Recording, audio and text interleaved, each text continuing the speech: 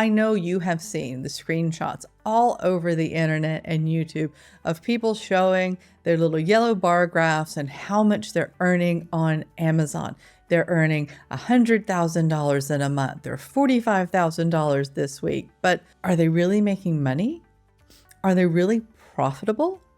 Or could they potentially be losing money? It all comes down to knowing not only your profit margin, but your ROI, your return on investment. That's what determines if your business is not only profitable, but sustainable. Welcome to AMZ Unlocked. I am Kimberly Locke, and today we are going to be diving into some hard numbers and looking at how you calculate your ROI and your profit margins so you can really know if you're making money. And this is something that you should do before you even place an order, so you really know, is this a product that's going to be profitable? Is this a product that's going to make difference in your business? Is it going to be a product that you can sustain and continue to help your business to grow? So I've got a tool that I've created. I've created my own ROI calculator that has a lot of different components to it. There's a lot of them floating around, but this is one that I think is going to be very useful to you. So we'll dive into that in the computer in just a minute, and we'll go through how we got to some of the figures in there and how we determine if a product is profitable and how just making a little bit of a price difference can make a huge difference in the profitability and sustainability of a product for your business. So let's dive into the computer and let's take a look. We are in my ROI calculator that I created, and I use a copy of this myself for my own ROI calculations because I find that it is the most easy for me to use. So I just kind of pulled together the parts of several different ones that I've used in the past and created this one. And like I said, there is a link in the description if you would like to get a copy of this yourself for you to use. So let's take a look through this, and we're going to be using the example of a product called a hammock pillow. So I found this product using ZonGuru's niche finder, and then I went to Amazon, found a couple of examples. I went through ZonGuru's tool, Easy Source, found a couple of different manufacturers, got an idea of the cost of goods for the manufacturer, and then I used the size information from the manufacturer's sites on Alibaba, took that to SKUdrop's calculator, and got an idea for what the cost would be for using SKUdrop to ship this to the fulfillment center in the US, and then use the revenue calculator to get the different fulfillment costs. So those are all the places that I went, and I'll go through those again as we go through each section of this. But I've got the one hammock pillow, the yellow one, I've got it on here twice just to kind of show you how just changing the price by a few dollars can have a dramatic impact on the profitability of the product.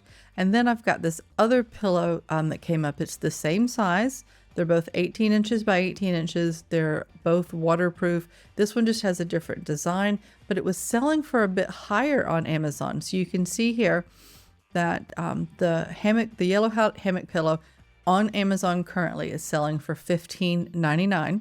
And this is all based on the US. And then if you were to raise it to $20.99, the second column is the information for the profitability of that if you were to raise it by $5. And then this striped hammock pillow, same size, nothing different about it other than it has a really nice colorful pattern to it. So based off of this, the first section we have is the FBA fulfillment cost. Now, everything in this is per unit. Okay, so if you're going and getting your shipping costs, you need to break it down by unit because everything else is going to come to you in a unit cost, especially when you're going to like the revenue calculator. So tier for this would be large standard. And that you could actually potentially get a little bit smaller maybe, but large standard is pretty safe. And that's in line with what the fulfillment costs are. So the fulfillment costs, as you can see here, this is based on the product size tier, and it came from the FBA revenue calculator. I basically plugged in the ASIN, and it told me what the fulfillment costs were for this product. All right, then we've got our referral fees. Now the referral fees are a percentage, and this is going to be based on the category. And this also is going to come from the revenue calculator. Most categories are 15%. There are some that are more, there are some that are less. I believe jewelry is 20%. But if you have a similar product, even if it's not your exact product, you put it into that FBA calculator, it'll give you the amount, get your percentage from there as well. So anything that is purple, ROI calculator, you need to enter in. If it's a gray cell, then that's going to be calculated automatically. So your referral fee is calculated automatically based on the sales price and the percentage that you've entered here. So as you can see, same product, different price, so it goes up. And the same thing here. For the $29.99, it's still 15%, but that works out to be $4.50. Now, looking at logistics and storage. Now, there's a few different things here. Now, this first line is shipping to Amazon. Now, this is if you have your products in a 3PL in the United States, and then you're going to periodically create a shipping plan and send those directly to Amazon. Now, this I've left blank. I've left it at 0 because all of my calculations are based on using SKUdrop. Now, your storage fees. This next one is the months you're going to be having it in storage. So from January to September is one storage fee, and from October to December is another storage fee. So you just select which one you're basing this off of. You might want to take a look at what it is in October to December, worst case scenario, and make sure that that's still going to be profitable. And I'll just show you quickly here on the revenue calculator. So you see I've got this product in, and I just pulled the ASIN off of the listing. And right here, January to September, your monthly storage cost per unit is 3 cents. And October to December is 9 cents. So you see it goes up quite a bit that time of year. Now for this product, they must have this packaged down really small, so it's not taking up a lot of space as far as cubic feet. So it's not going to have as much of a storage cost. So back over here, I accidentally put in 5 cents, not 3 cents. So we'll leave it at 5. That's close enough. So we've got 5 cents for our storage, and we're estimating we're only going to have each unit in Amazon for a month because we're using that just-in-time shipping. We're using SKUdrop. We're not expecting our inventory to sit in a fulfillment center for longer than a month. We're going to be shipping items in every week, and by the time a month is over, whatever our first shipment is should be sold through. Now, if you change that, then it will change what your total storage fee is per unit. So this is going to calculate automatically, and it's going to take into consideration the storage costs per unit, the number of months you've told it that it's going to be there, and if you have any of these shipping costs from a 3PL to a fulfillment center. Now let's take a look at our COGS. So we've got our manufacturing cost, and that includes the packaging. Now I just went with the $3.30, which was the most expensive for this product from the manufacturer. It could be a little bit less if I was placing a larger order, but I'm going to keep it at the highest just to start out and make sure that it's going to be profitable. And I recommend doing that, especially when you're determining, you're going through your product research to determine if this is a product that is something you want to go forward with. So I went to SKUdrop and put in the information that I was able to get from the manufacturer. If they don't have the details for how much it's going to be packaged, how big the carton is, how many are in the carton, how much the carton weighs. If they don't have that information, you can send them a message and they can give you that with a quote very easily and quickly. And then you can go to the SKUdrop website. You don't even have to have an account, and you can go through and calculate what your shipping fees would be. So based on sending 25 units per week, the fulfillment center, this works out to be $241 per unit to ship it. So that comes up with and then now this is from the factory, basically from the warehouse in China, from SKUdrop, all the way to the fulfillment center. This is not just getting it to the United States. Now I've put factory to US in case you're using both of these. So if, this could be if you're using a traditional freight forwarder, you're shipping it on a vessel and it's going through customs, and then it's going to go to a 3PL, and then you'll be sending it on. So this could be either or, depending on which way you're going. So total landed COGS for this product is $5.71. So based on that, based on what it's costing us to get it to Amazon, what it's going to cost us to store it, what it's going to cost us as far as a commission or the referral fee and the fulfillment fee, our profit per unit is only $3.08. Now you see this product is selling for $15.99, and this goes back to why I've always said I do not ever want to sell a product less than $25. So there's not going to be enough left over when you're selling at that low price point to have room for your advertising. This is your gross profit. This isn't the bottom line. We still have things we have to spend. So the profit margin based on this is 19.27%, and our ROI at this stage is 53.97. So based on this, I haven't even gotten to the advertising and the returns. Based on a 53.9% ROI, this is not a sustainable product.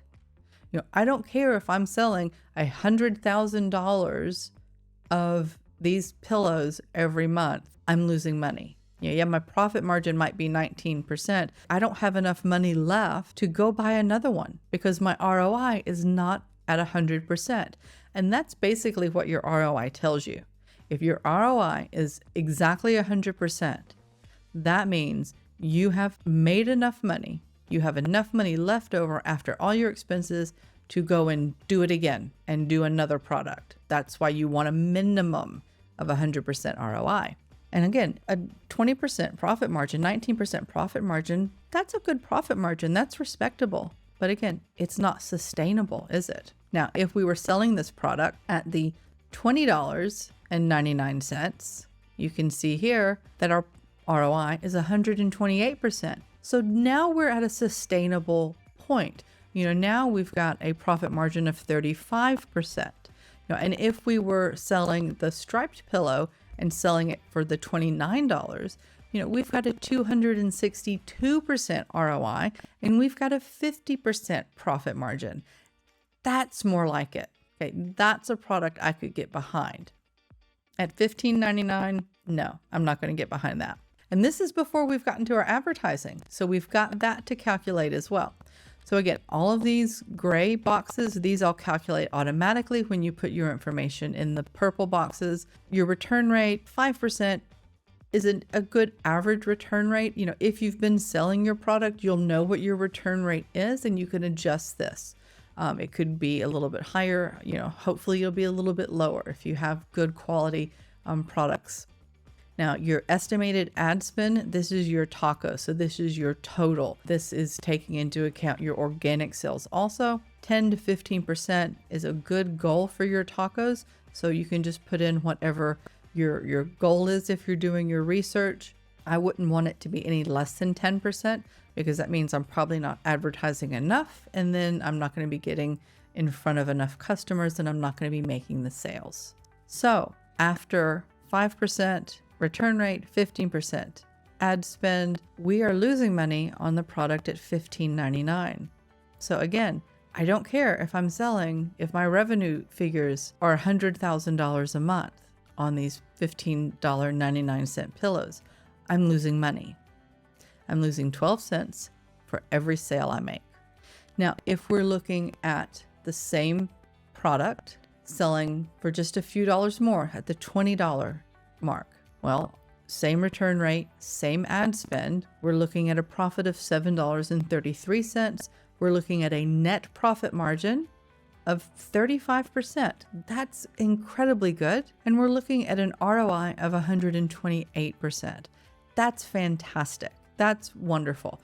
Now, if we look at the same product that just has the different pattern on it that they're selling for $29, look how much better it is.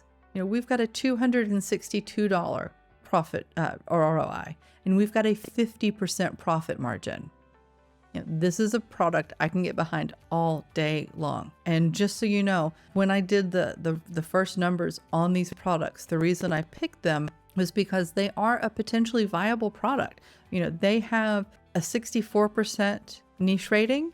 The demand for these, the search volume is over 8,000 per month. Now, granted, these are most likely going to be seasonal because they're an outdoor thing. Right now it's summertime in the US, so this is going to be a bit higher.